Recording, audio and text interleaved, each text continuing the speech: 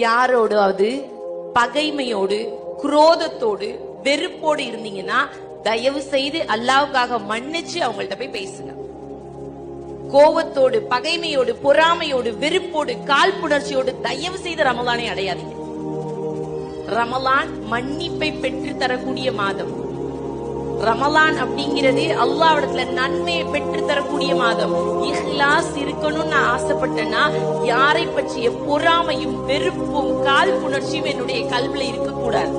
இன்னைக்கு நிறைய பிரச்சனை என்னன்னா, ஏன் சண்டை போட்டோன்னே தெரியாம சண்டை. ஏமா அவங்களோட சண்டை போட்டீங்க, எவ்வளவு நாள் ஆச்சு பேசாம, அது ஆச்சு 5 வருஷம். சரி, எதுக்கு சண்டை போட்டீங்க அது தெரியாது எனக்கு, ஆனா சண்டை. ஒரு சிலர் 5 வருஷமாச்சு அவளோட நான் பேசி, அவ பேசின வார்த்தை அப்படியே என் காதுல கேட்டுக்கிட்டே இருக்கு. சகோதரிகளே, குர்ஆனுடைய வார்த்தையை மனனம் செய்ய வேண்டியது நம்முடைய கல்வி, இந்த வார்த்தைகளே கிடையாது. அல்லாஹ்வுக்காக மன்னிக்கணும்னு நினைங்க. அல்லாஹும்ம இன்னக அஃபுவுன் துஹிப்புல் அஃவ ஃபஅஃபு அன்னி.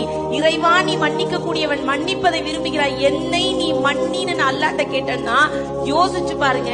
அல்லாஹ் நம்மள கேக்குற மாதிரி, நீ யார மன்னிச்ச உன்னைய நான் மன்னிக்கன்னு கேட்டா எப்படி அல்லாஹ்ட்ட மன்னிப்பை கேட்பான்?